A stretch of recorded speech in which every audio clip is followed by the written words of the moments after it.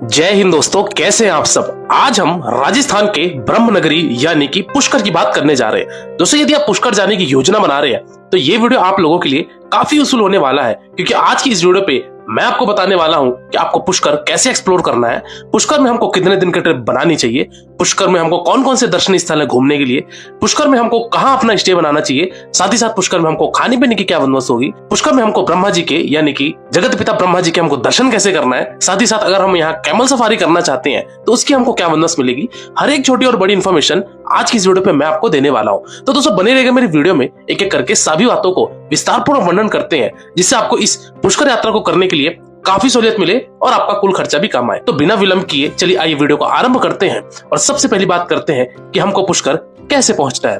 दोस्तों, पुष्कर पहुंचने के लिए बेसिकली आपके पास दो मेजर ऑप्शन आते हैं। पहले ऑप्शन की अगर मैं बात करूं दोस्तों तो है आपका बाई ट्रेन का। दोस्तों, देश के प्रमुख शहरों से, प्रमुख राज्यों से आपको वेल कनेक्टिविटी देखने को मिल जाएगी। पुष्कर का जो नजदीकी रेलवे स्टेशन है वो है यहाँ का अजमेर जंक्शन रेलवे स्टेशन। दोस्तों, अजमेर तक आपको वेल कनेक्टिविटी देखने को मिलेगी ट्रेनों की, तो अजमेर तक आप आ जाइए और अजमेर से 14 किलोमीटर की बाई रोड जर्नी करके आप पुष्कर पहुंच सकते हैं। अजमेर से अगर मैं पुष्कर जाने की बात करूं तो दोस्तों अजमेर रेलवे स्टेशन के जैसे आप बाहर आएंगे यहाँ पे आपको दोस्तों बस की भी सुविधा मिलेगी, साथ ही साथ यहाँ पे आपको शेयरिंग टैक्सी या ऑटो भी देखने को मिलेंगे। अगर मैं बस की कॉस्ट की बात की जाए तो बस वाले की सर्विस दोस्तों सुबह 6 बजे से स्टार्ट हो जाती है और वो आपको शाम तक देखने को मिलेगी। बस की जो कॉस्ट होती है दोस्तों वो आपको 40 रुपए होती है और आपको वो अजमेर रेलवे स्टेशन के बाहर से आपको बाई रोड के माध्यम से आधे घंटे में आपको पुष्कर वो ड्रॉप कर देगा। अजमेर से पुष्कर का रास्ता दोस्तों कुछ प्लेन एरिया है और कुछ आपका थोड़ा सा पहाड़ी एरिया है। प्राकृतिक वादियों का आनंद लेते हुए फाइनली आप पुष्कर पहुंचेंगे। तो ये आपका पहला ऑप्शन था कि अगर आप बाई ट्रेन के माध्यम से आते हैं तो ये आपके पास विकल्प रहेंगे। बात करते हैं हम दोस्तों दूसरे ऑप्शन की, वो है आपका फ्लाइट का।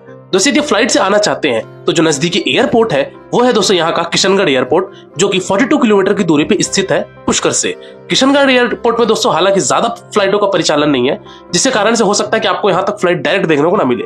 तो बेहतर है आप जयपुर आ जाइए और जयपुर से आप बाई रोड यात्रा तय करके आप फाइनली पहुंच सकते हैं पुष्कर, और पुष्कर में आप सभी दर्शनीय स्थल को घूम सकते हैं। वही अगर मैं एक और छोटे विकल्प की बात करूं दोस्तों, वो है आपका बस का। दोस्तों, अगर आप इंटर स्टेट बस या फिर अगर आप विद इन स्टेट बस अगर आप लेना चाहते हैं तो पुष्कर में आपको दोस्तों बस सर्विस भी देखने को मिल जाएगी।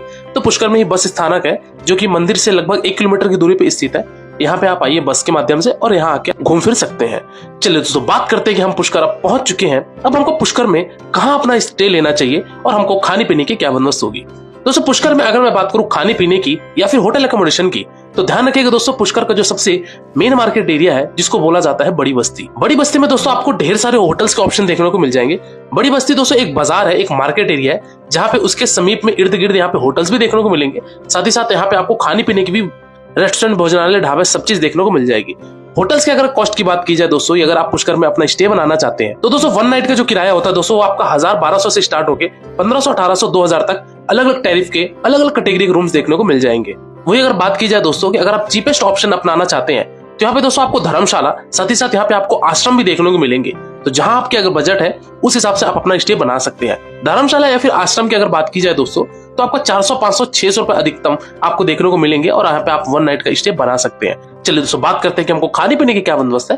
तो दोस्तों आपको पुष्कर में यहाँ पे खाने पीने की कोई भी तकलीफ नहीं होगी, क्योंकि पुष्कर एक धार्मिक क्षेत्र होने के साथ ही साथ एक पर्यटन स्थल भी है, जिसकी वजह से यहाँ पे आपको अनेक ऑप्शन यहाँ पे आपको शुद्ध शाकाहारी भोजन के मिलेंगे। तो आप कहीं भी अपना भोजन ग्रहण कर लीजिए। नॉमिनल कॉस्ट होता है दोस्तों 100 रुपए से लेके 150 रुपए तक आपका ये कॉस्टिंग होती है और आप इस तरीके से अपना भोजन ग्रहण कर सकते हैं। चलिए दोस्तों हम बात करते हैं कि आप पुष्कर में हमको दर्शनीय स्थल जाने से पहले हमको एक यहाँ पे सर्वप्रथम काम करना है, जो कि यहाँ का पुष्कर सरोवर पे स्नान। दोस्तों पुष्कर सरोवर यहाँ पे बना हुआ है, काफी प्राचीन और काफी पवित्र सरोवर है, जो कि 52 घाटों से घिरा हुआ है। ये पुष्कर सरोवर के नाम से जाना जाता है। यहाँ पे दोस्तों आप स्नान कीजिए। पुष्कर सरोवर में जो सबसे प्रसिद्ध घाट है वो है दोस्तों यहाँ का ब्रह्म घाट, बद्री घाट, और यहाँ पे अगर आप पूजा अर्चना करवाना चाहते हैं तो यहाँ पे उसकी भी ऑप्शंस अवेलेबल है, तो आप आराम से यहाँ पे पूजा अर्चना भी करवा सकते हैं। तो सबसे पहले आप पुष्कर सरोवर में डुबकी लगाइए, स्नान कीजिए, इसके पश्चात ही आप आगे प्रस्थान कीजिए यानी कि ब्रह्मा जी के दर्शन। चलिए दोस्तों बात करते हैं अब हम कि हमको पुष्कर में सबसे प्रमुख स्थान यानी कि जगत पिता ब्रह्मा जी का हमको दर्शन कैसे करना है। दोस्तों बड़ी बस्ती जैसा कि मैंने बताया मेन मार्केट एरिया, वहां से लगभग आधे किलोमीटर की दूरी पे स्थित ये जगत पिता ब्रह्मा जी का टेम्पल है, जिसको ब्रह्मा जी टेम्पल के नाम से जाना जाता है। दोस्तों यहाँ पे आप आएंगे तो मैं आया था दोस्तों ऑफ सीजन पे, यानी कि मैं दोस्तों होली के बाद आया हुआ था, जिसके कारण यहाँ पे आपको भीड़ ज्यादा देखने को नहीं मिलेगी। पुष्कर में दोस्तों 2 समय पे सबसे ज्यादा भीड़ होती है। एक तो होती है दोस्तों यहाँ पे होली के टाइम पे, क्योंकि होली के टाइम पे दोस्तों यहाँ पे होली खेली जाती है जिसको पुष्कर होली के नाम से जाना जाता है। तो यहाँ पे दोस्तों लाखों श्रद्धालु आते हैं पुष्कर होली में। तो यहाँ पे आप उस समय पे आकर होली का आनंद ले सकते हैं और साथ ही साथ पूरा क्राउड का भी आनंद जरूर ले लेंगे। वही बात की जाए दूसरे फेस्टिवल की जो सबसे ज्यादा क्राउडेड होता है, वो होता है दोस्तों यहाँ पे कार्तिक पूर्णिमा के समय पे, यानी कि अक्टूबर नवंबर के मंथ में पुष्कर में लगती है पुष्कर मेला, जो कि यहाँ पे देश नहीं बल्कि विदेशों से भी टूरिस्ट आकर यहाँ पे पुष्कर में एंजॉय करते हैं और साथ ही साथ इस मेले में सम्मिलित होते हैं। उस समय पे दोस्तों यहाँ पे लाख नहीं कई लाखों यहाँ पे टूरिस्ट आते हैं और यहाँ पे घूम फिर के अपनी वापसी बनाते हैं। तो ये दो पर्व में अगर आप आएंगे तो पुष्कर में आपको सबसे ज्यादा भीड़ देखने को मिलेगी और इस तरीके से पुष्कर आ सकते हैं। लेकिन मैं दोस्तों आया हुआ था यहाँ पे ऑफ सीजन पे, जैसा कि देख सकते हैं यहाँ पे ज्यादा क्राउड नहीं है। तो मेरा दर्शन दोस्तों आधे घंटे में ही ब्रह्मा जी का हो गया। ब्रह्मा जी के दोस्तों यहाँ पे आप दर्शन करेंगे, दर्शन करके जय ब्रह्मदेव कहते हुए आप मंदिर प्रांगण से बाहर आ जाइए। मंदिर प्रांगण से जैसे आप बाहर आएंगे तो यहाँ पे कुछ और मंदिर आपको देखने को मिलेगा, जिसमें से एक कुबेर मंदिर कहा जाता है। यहाँ पे भी आप दर्शन कीजिए, जो कि भोलेनाथ का मंदिर है। साथ ही साथ यहाँ पे दोस्तों इंद्र मंदिर भी है और भी यहाँ पे कुछ अनेक मंदिर हैं। सब मंदिर को दर्शन कीजिए और आइए चलिए मैं आपको एक झलक दिखलाता हूँ ब्रह्मा जी के मेन कैंपस का।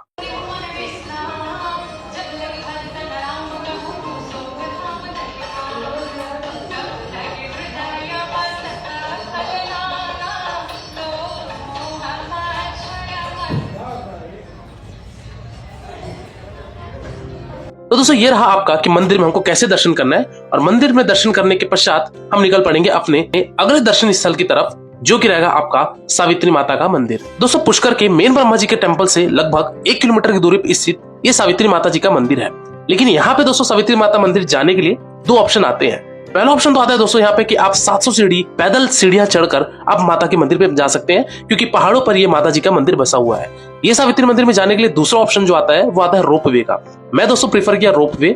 रोपवे का किराया दोस्तों 180 रुपए होता है आने और जाने का, एक एडल्ट का। तो इस तरीके से आप रोपवे ले सकते हैं। रोपवे लेंगे आपको काफी सहूलियत मिलेगी, आपका समय भी बचेगा और आप थकान भी नहीं महसूस करेंगे। तो रोपवे के माध्यम से आप दोस्तों जा सकते हैं।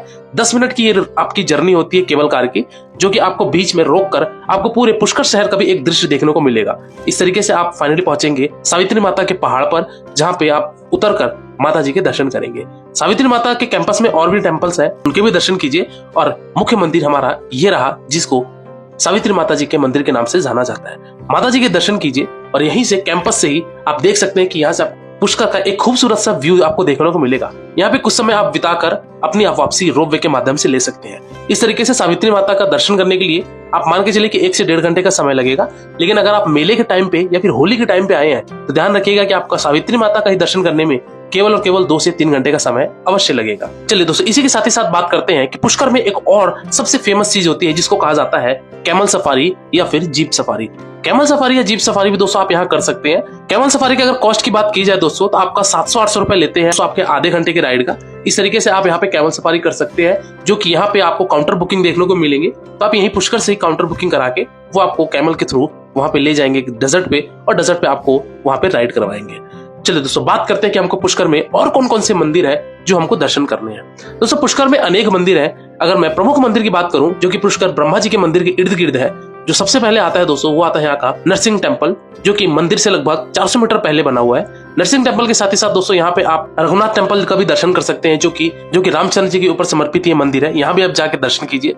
यहाँ पे एक ब्रह्म वाटिका है, जो कि एक उद्यान है, तो इस ब्रह्म वाटिका में भी जा सकते हैं, जो कि पुष्कर टेम्पल से लगभग 300 मीटर की दूरी पे स्थित है। यहाँ पे आ सकते हैं। साथ ही साथ यहाँ पे सुखदेव जी का मंदिर है, वो भी आप आइए, यहाँ भी दर्शन कीजिए। और यहीं पे समीप एक बड़ा गणेश जी का मंदिर है, यहाँ भी दर्शन कीजिए। और एक रंगजी टेम्पल है, जो कि मंदिर से लगभग 1 किलोमीटर की दूरी पे स्थित ब्रह्मा घाट के समीप पे बना हुआ है। तो रंगजी टेम्पल में भी जाके आप दर्शन कीजिए। रंगजी टेम्पल दोस्तों बेसिकली कृष्ण जी को समर्पित यह टेम्पल है, और यहाँ पे काफी प्राचीन मंदिर कहा जाता है। यहाँ पे आप दर्शन कीजिए, मत्थे टेकिए, जय श्री कृष्ण कहते हुए बाहर आ जाइए।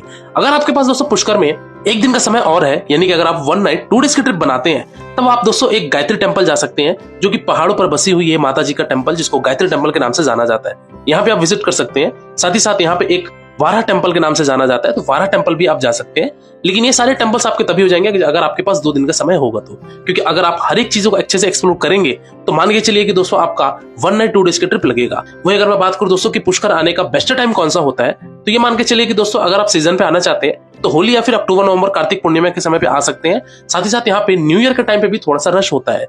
अगर आप रश में आना चाहते हैं तो यहाँ पे आप आ सकते हैं। अदरवाइज आप किसी भी पर्व में आइए, आपको पुष्कर में ज्यादा भीड़ देखने को नहीं मिलेगा। चलिए दोस्तों, तो ये रहा आपका दोस्तों पुष्कर का एक संपूर्ण वर्णन। इसके साथ ही साथ बात करते हैं दोस्तों कि हमको पुष्कर यात्रा को करने के लिए एक व्यक्ति का कुल खर्चा कितना लग जाएगा। तो दोस्तों अगर मैं बात करूं कि अगर आप 1 नाइट का स्टे बनाते हैं पुष्कर में, और अगर आप बस के माध्यम से अपनी जर्नी तय करते हैं, आप नॉमिनल सारी चीजों को घूमते हैं, तो ये मान के चलिए कि आपका एक व्यक्ति का अधिक से अधिक 1000 से 1500 रुपए खर्चा आएगा और आप अच्छे तरीके से पुष्कर के सभी चीजों को घूम लेंगे। इस फेयर में दोस्तों मैंने किसी भी तरीके के आपके ट्रेन के टिकट, फ्लाइट के टिकट को ऐड नहीं किया है। इस फेयर में मैंने केवल और केवल दोस्तों आपके बस के खर्चे, जो कि आप अजमेर से पकड़ के यहाँ आएंगे, साथ ही साथ यहाँ पे होटल एकोमोडेशन के, खान पान के और छोटे मोटे इधर खर्चे को अगर जोड़ा जाए तो 1000 से 1500 रुपए आपका एक व्यक्ति का आएगा और आप अच्छे तरीके से पुष्कर को एक्सप्लोर कर लेंगे।